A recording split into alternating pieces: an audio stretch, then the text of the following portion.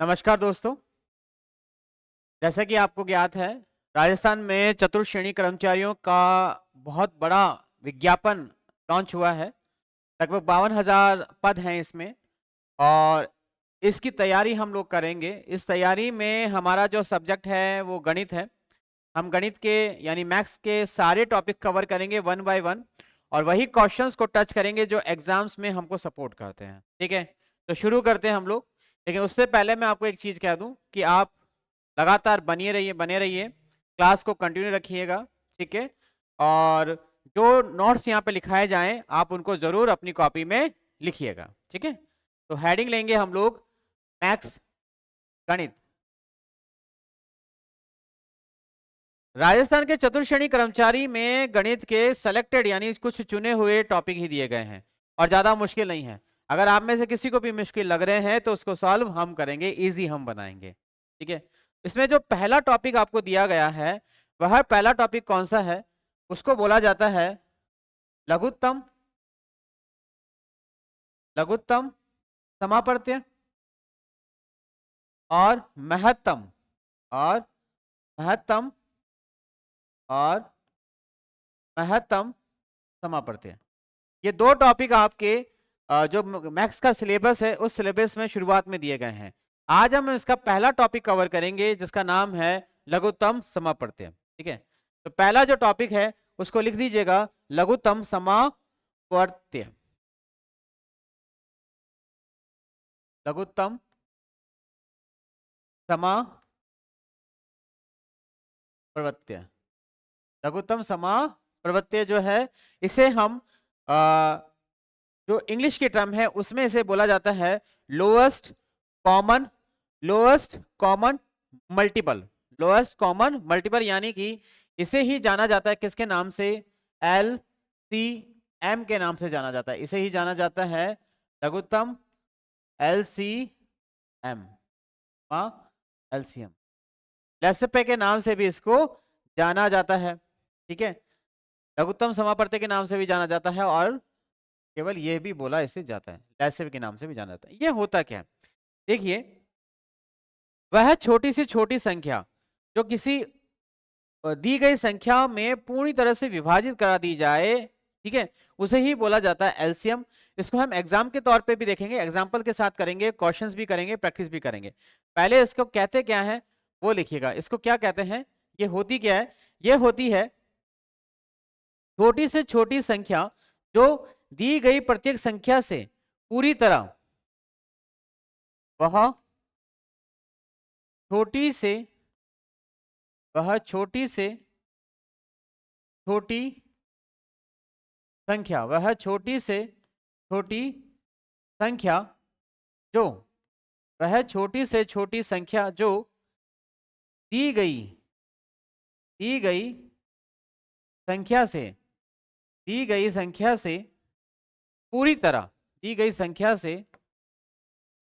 से पूरी तरह पूरी तरह विभाजित हो जाए,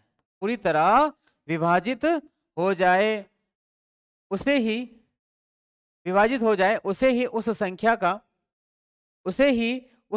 का लघुत्तम समापवर्त्य कहा जाता है। उसे ही उस संख्या का लघुत्तम समापवर्त्य कहा जाता है।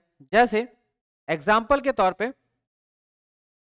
एक संख्या है हमारे सामने, वो संख्या है कौन सी है? मान लीजिए वो संख्या 18 है। ठीक है, अब इस 18 संख्या में किस किस का भाग जाता है? देखिए, 18 को हमने डिवाइड करना शुरू किया, बिल्कुल सिंपल विधि से हम करेंगे। ये हमने 18 से डिवाइड किया इसको। ठीक है, इसी तरह से देखिए 18 को डिवाइड किया हमने, जो ऊपर आएगा। जैसे पहले हमने शुरुआत करी 2 से, ठीक है, 2 नाम 18, उसके बाद 3 तिया 9 और उसके बाद 3 एकम। ठीक है, तो इसका लघुत्तम समापवर्त्य कौन सा होगा? जिसका इसका पूरी तरह से भाग जाएगा वह 2 नहीं होगा, 3 नहीं होगा। इन दोनों को जब हम मल्टीप्लाई करेंगे तो कितना आ जाएगा? 6 आएगा। जो 6 है, यूं तो इसके अंदर 9 का भी भाग जाएगा। 18 जो है 18 6 से भी भाग हो जाती है और 18 का भाग जो है 9 से भी चला जाता है। 18 का भाग 6 से भी चला जाता है, 9 से भी चला जाता है और 18 का भाग किससे चला जाता है, खुद 18 से भी चला जाता है। लेकिन हमारा तो ये कहना है कि वह छोटी से छोटी संख्या, वह छोटी से छोटी संख्या जो दी गई संख्या से पूरी तरह से विभाजित हो जाए वही क्या कहलाता है, एलसीएम कहलाता है। मीन्स ये यहां जब हमने 6 से 18 का भाग दिया तो 3 बार, 18 का 9 से दिया, 18 से दिया तो 18, 6, 9 और 18, इनमें से सबसे छोटी संख्या कौन सी आई, 6 आई। तो 18 का जो एलसीएम है, 18 का जो लैसे है वो कितना आया है, वो 6 आया है। 18 का लैसे कितना आया है, 6 आया है। एक क्वेश्चन और करिएगा, आपको पूरी अच्छे से प्रैक्टिस कराई जाएगी। जैसे एग्जाम्पल में कहा जाए कि 25 है ना, 25 और 40, 25 और 40, 25 और 40 का, 25, 40 और, चलो 25 का पहले ले लो आप, 25 का लैसे ज्ञात करो। अच्छा लैसे क्या होगा, 25 का लैसे क्या होगा, देखिए 25 में हम भाग देंगे, क्या 25 2 से जाता है, नहीं, 3 से जाता है, नहीं, 4 से जाता है, नहीं, 5 से जाता है, बिल्कुल जाता है। 25 में 5 का भाग जाएगा 5 बार, ठीक है, और ये चला 1 बार। क्या 25 में 5 के अलावा और भी किसी का भाग जा सकता है, 25 जो है पूरी तरह से विभाजित हो सकता है 5 से, इसके अलावा वह विभाजित हो सकता है खुद 25 से, इसके अलावा कुछ किससे विभाजित हो सकता है, 25 से विभाजित हो सकता है। लेकिन इन दोनों ही में सबसे छोटी संख्या कौन सी है जिससे 25 का भाग पूरी तरह से चला जाए, तो वह कौन सा है, वह 5 है। वह कौन सा है, वह 5 है। ठीक है, तो इस 25 का जो लैसे है, 25 का जो लघुत्तम समाप्रत्यय होगा वो कौन सा होगा, 5 होगा। ठीक है, समझ आया। अब कुछ क्वेश्चन हम इस पे करेंगे। पहले मैं आपको क्वेश्चन करने से पहले लैसे ज्ञात करने की विधियां बताता हूं। 2 विधियां बताऊंगा, दोनों में से आपको जो बेटर लगे आप वो चूज कर लीजिएगा। ठीक है, दोनों विधियां बताएंगे, लिखिएगा आप सबसे अंदर, इसके अंदर लैसे पे निकालने की विधियां। ठीक है, लैसे पे निकालने की विधियां,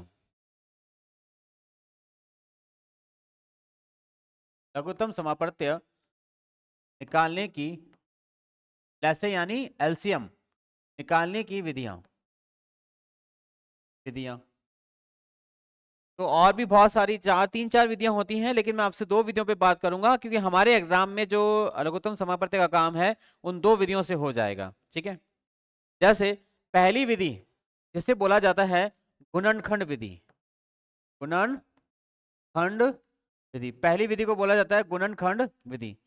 गुणनखंड विधि का मतलब ये हो गया कि जो इकाई यानी जो संख्या आपको दी गई हो उस संख्या को आपको छोटे छोटे टुकड़ों में विभाजित करना है, और उन छोटे छोटे टुकड़ों में जो सबसे कॉमन मिलेगा उसे ही बोल दिया जाता है उस संख्या का एलसीएम, उसे ही संख्या का क्या बोल दिया जाता है, एलसीएम बोल दिया जाता है। ठीक है, इसमें करना क्या है, इसके जो मेथड है यानी इसके जो स्टेप्स हैं या इसके बोले इसके जो कदम है, पहला क्या करना है, सबसे पहले इसमें 3 स्टेप आपको काम में लेना है। सबसे पहले सबसे पहले सबसे पहले उस संख्या के अभाज्य, उस संख्या के सबसे पहले दी गई संख्या को, सबसे पहले दी गई संख्या को, दी गई संख्या को उसके, दी गई संख्या को उसके अभाज्य, अभाज्य गुणनखंड में लिखेंगे, गुणनखंड में लिखेंगे। सबसे पहले दी गई संख्या को उसके अभाज्य गुणनखंड में लिखेंगे। ठीक है, दूसरा स्टेप क्या लेना है आपको, जब दी गई संख्या के हमने अभाज्य गुणनखंड कर दिए तो उनमें हो सकता है कि कुछ गुणनखंड ज्यादा आए कुछ कम आए। ठीक है, उन सभी अभाज्य गुणनखंडों को सबसे बड़ी घात के साथ, उन सभी अभाज्य गुणनखंड को, गुणनखंड को उनकी उन सभी अभाज्य गुणनखंड को उन सभी अभाज्य गुणनखंड को सबसे बड़ी घात के साथ लिखेंगे। गुणनखंड को सबसे बड़ी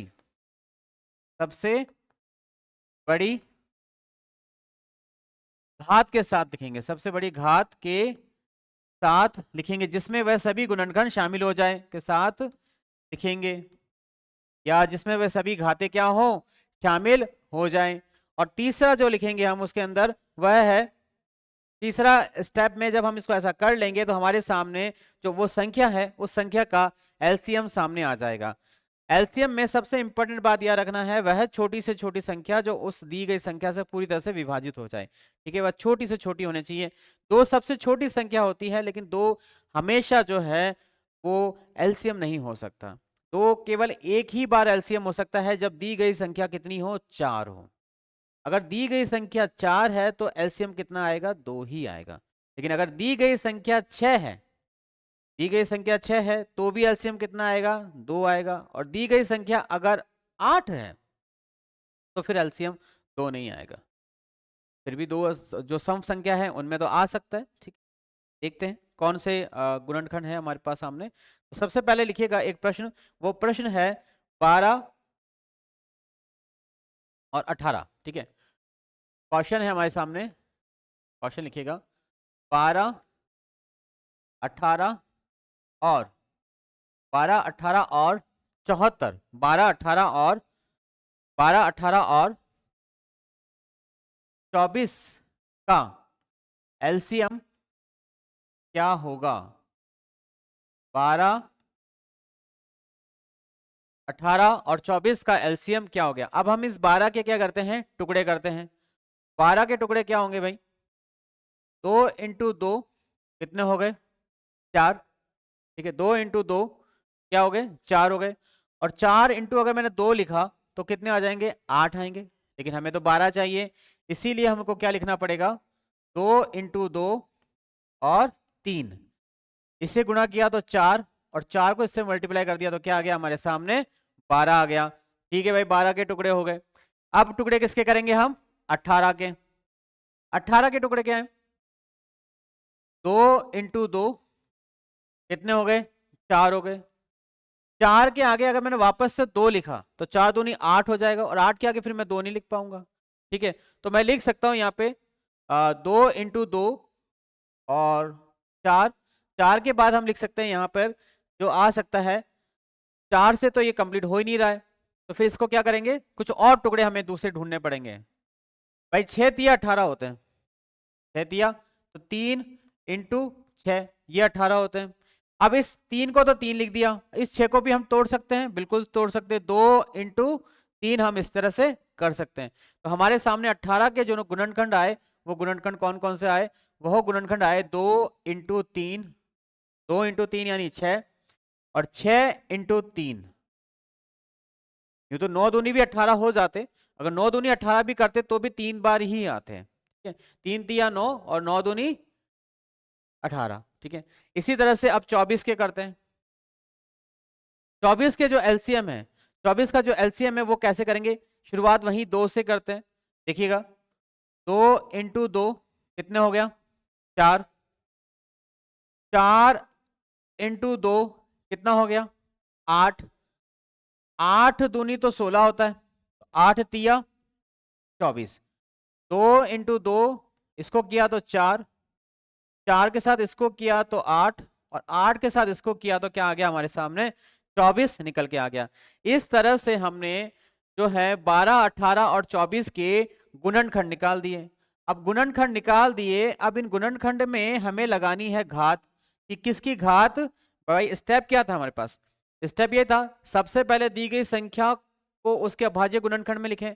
अभाज्य गुणनखंड जिसमें उस संख्या के अलावा किसी और संख्या का भाग नहीं जाएगा, वही होती है अभाज्य संख्या।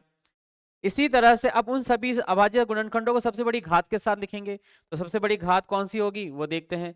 देखिए जब हमने यहां देखा तो इसके अंदर हमारे सामने आया 2 की घात 2 इंटू 3, 2 की घात 2 की घात 2, 2 कितनी बार आया, 2 बार आया ना, 2 की घात 2 इंटू 3, सही है।